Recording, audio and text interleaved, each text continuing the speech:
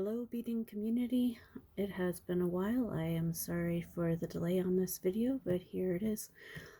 Today I'm going to begin the discussion on a stitch that produces this lace. It is called the butterfly stitch, or at least that's what my family calls it. The basic is this right here. You make one at a time and you interlock them. So on this specific video, I will focus on how to put together this one piece, and then the next video I'll show how to interlock them. That way they'll be easier to find if you go back to do it yourself. The stitch itself, this is a doily, but you can also use it for things like lace hems and collars, the ends of dresses, ends of tablecloths. Take something really basic and make it a little bit fancier. And that's historically what beadwork has always done, is make things fancy when we didn't have the opportunity to use anything other than basic linen. So you start out in the center.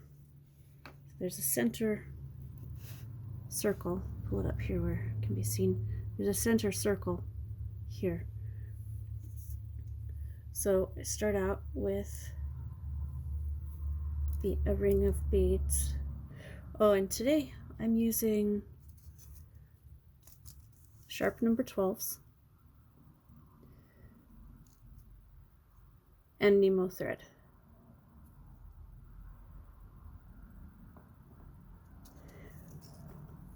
The beads in this lace right here, this white lace, is a size 13 Charlotte cut, meaning one side is sliced so that there's a little bit of a glitter to it. But we'll be working with size 11s, which are a little bit bigger, a little bit easier to film.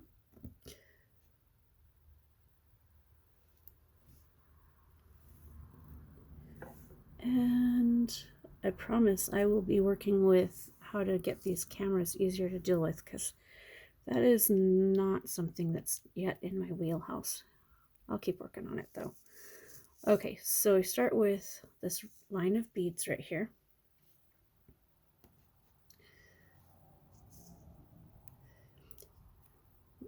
My needle is on this end, and so I'm going to put my needle through this end.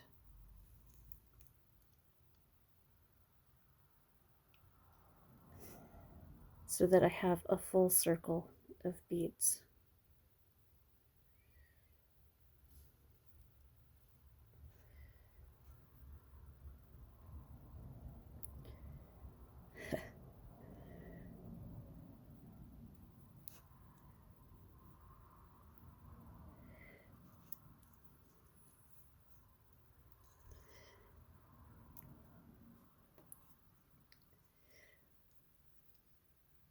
And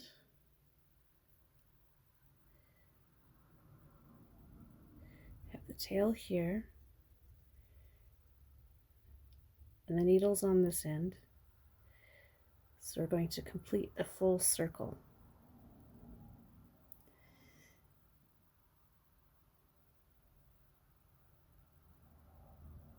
If it looks like I'm struggling, you guys, I really am going to work on these cameras for next time. I have a hard time seeing what I'm doing. So, okay. So this is a full circle right here. Needle's on this end. The tail is on this end. When I'm complete with this pattern, I'll work the tail end back in so that there are no knots, because if you have a knot and it ends up in the conjunction of one of these beads, oftentimes it'll stop you from being able to fit the back end of the needle through the bead the number of times you need. So I try not to have any knots in my project. If I do knot, then I will seal it with flame. But that tends to be more for straight line beading, not projects where I have the needle going through multiple times. So it's easier to work so that your hand and needle are going in the direction of the thread. So this is my thread that my needle is on. So I turn it this direction. So I'm working with it that way. So this right here, we're going every 2 beads. So we have 3 beads going over top of 2 beads. So I'll load 3 beads on.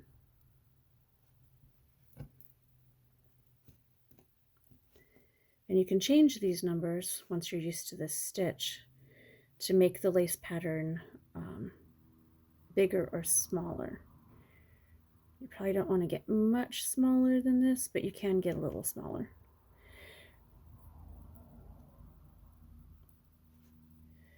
So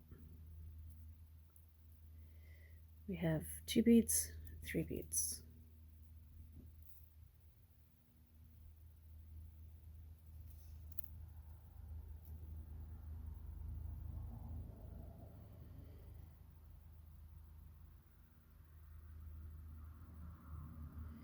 You came in through this one,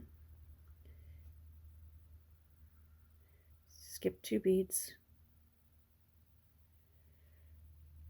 go into this third one.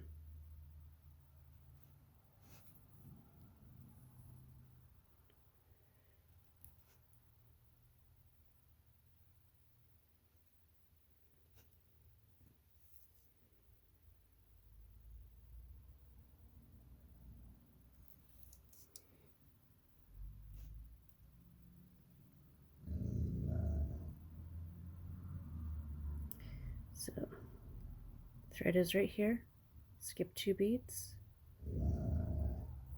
this one right here. You want to pull it tight and make sure that everything remains tight.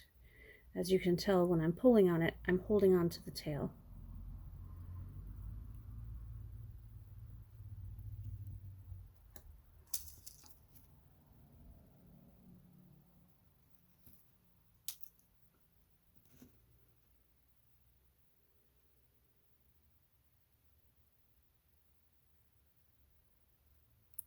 When you first get going, beadwork is a very slow process as you're learning it. It definitely teaches patience. But as you get along, and when you're not showing someone how to do it, it gets faster. But it never gets so fast that you feel like you're driving a race car. It always teaches patience.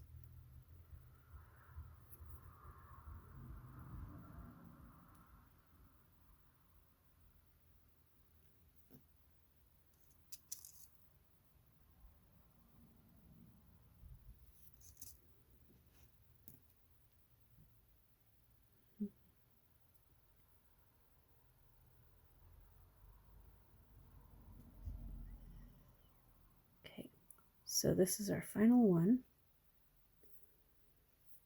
for this row.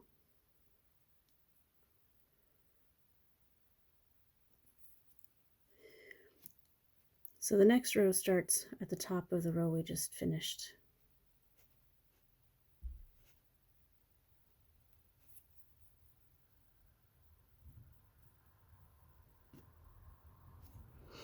Oh, sorry.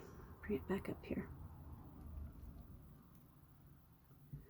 Okay, so the next row, this is what we just finished right here. Bring it up here. We just finished right here. So now we're working off of this bead here. So it goes up here. So that's 5 beads over top of 3 beads.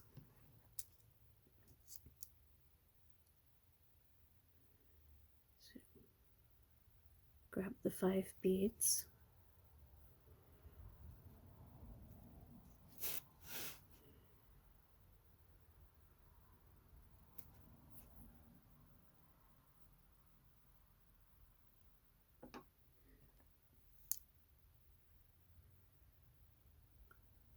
If you want to be a little frillier, you can add another bead, but as you can see here, this lays flat and you don't have any buckling. So if you add another bead to that layer, you're likely to have some buckling. So the bead this thread comes out of is right here. The next one over is this one right here.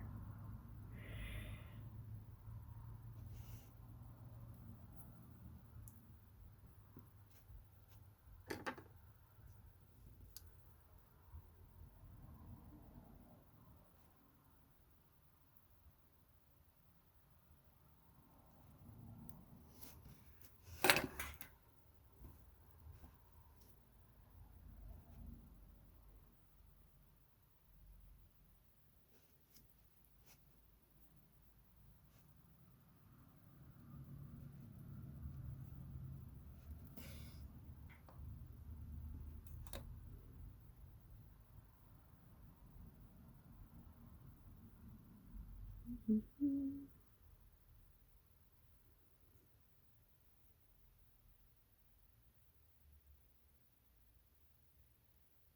Mm-hmm. Come on. There we go.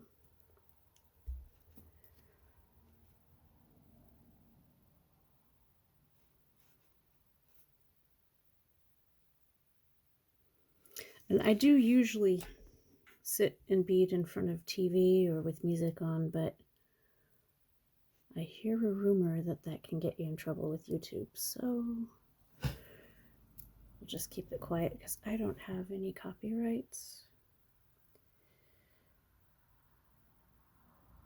And I don't want to upset anybody about it.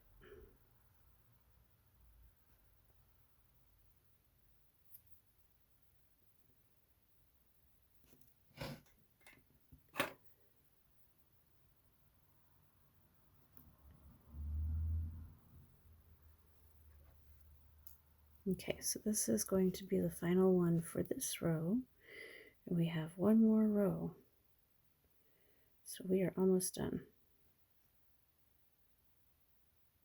And sometimes if you're trying to figure out which bead to go into, you look at where you came out of, what that connects back into, which is this right here. And so then it comes out of right there.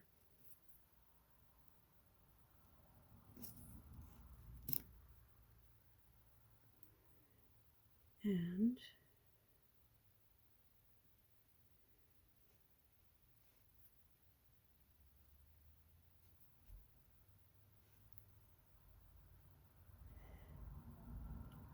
so you're working with 5 beads. You're going to add 2 more.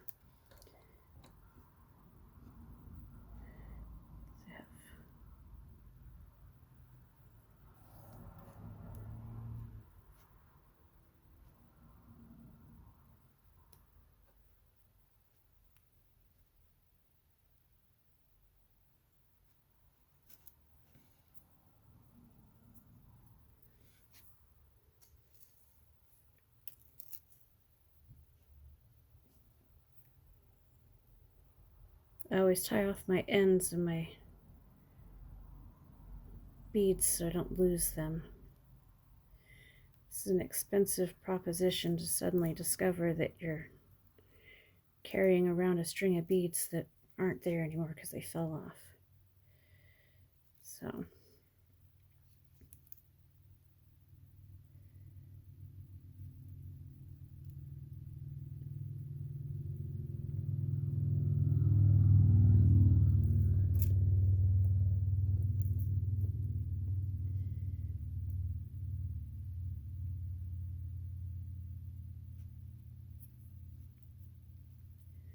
So there's the first row of 7.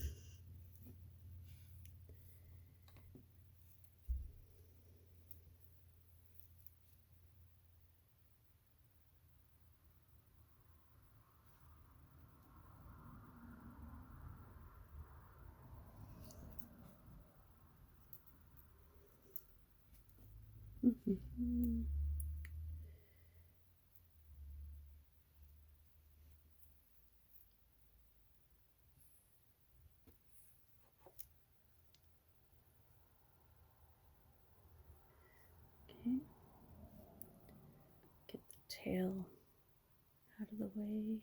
Okay.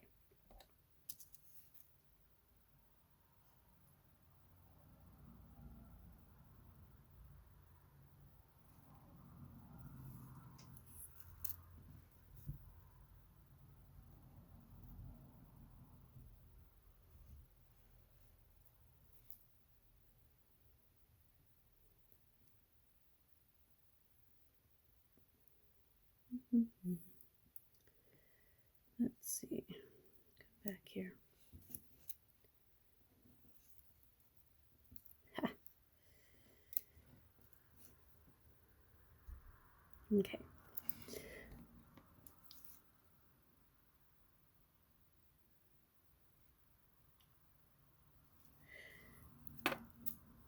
This style doesn't require as much sizing of beads as some. You see how you have various thicknesses of beads here. You've got, this one's a little thinner, and then you've got some fatter ones.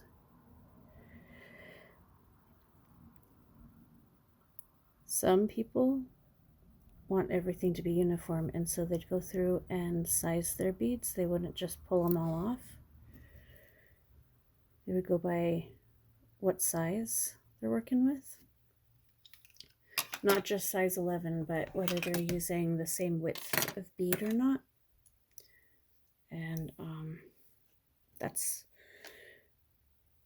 not what we're focusing on here so much, but I want to point it out. This one's a little bit fatter. These are a little bit more uniform. If I was going to size my beads, I would take these two. I would put this one off to the side. I would take these two and that one, so that we have 7 about the same length or the same width.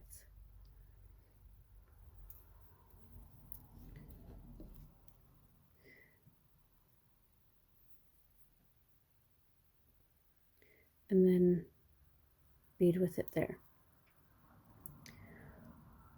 I'm much more specific about sizing my beads with other stitches. This one's not really so necessary. I think actually the different widths allow for a little more of a lacy look. I didn't size any of these, so there are thin ones and wider ones, and it makes it a little less uniform, a little more like lace. So, but it depends on your preference. So,